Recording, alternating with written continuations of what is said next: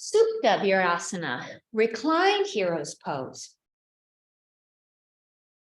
Sitting up on your knees, knees together, feet apart, wider than hip width distance. As you sit your hips back, reach your hands for your calf muscles and gently pull them out to the side to give your knees more room to bend.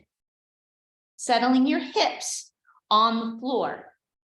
So if your hips don't come all the way to the floor, you wouldn't necessarily want to move into reclined hero's pose. You would just stay in hero's pose.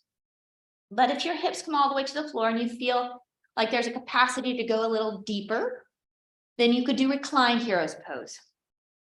So you begin in the hero's pose, lean back into your hands and come down to your forearms.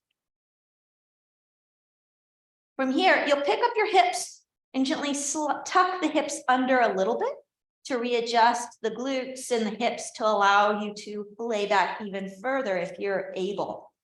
So this would be stage one of reclined hero's pose. And you could stay right here, push into your elbows, lift your heart, round the spine, and lean the head back if you'd like. Take deep breaths in and out. You could keep your head tucked in, lengthening the back of the neck, but still pushing into the shoulders, lifting your heart, and drawing the knees together. If you can go further, you can take the elbows out wide, lower all the way down to your back, drawing the chin in, reaching the arms up and over your head, bending at the elbows and wrapping your arms, either wrapping your elbows or your wrists, whatever you can reach. Then from here, notice if there's tension in your knee joints, you could spread your knees out a little bit wider. If there's not tension in your knee joints, then keep your knees together, close together. You'll find generally a deeper stretch in the thighs if you do that. Then begin to arc the spine, draw the chin in, and take deep breaths. If you want to make the stretch in your thighs even deeper, you can press your knees into the floor and lift the hips slightly. Nice deep breaths in and out. To release, bring your arms down by your side and bring your hands to the soles of your feet.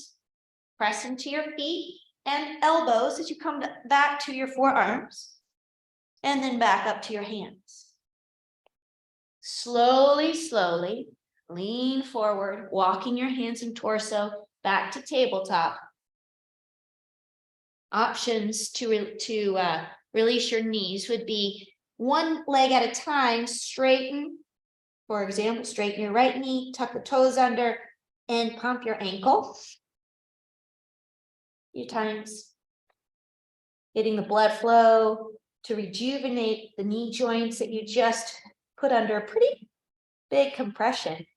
Or you can move into your down dog.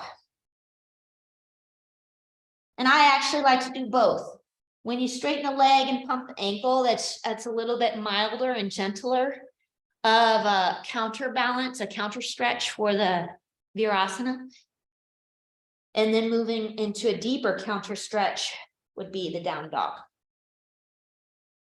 Supta Virasana.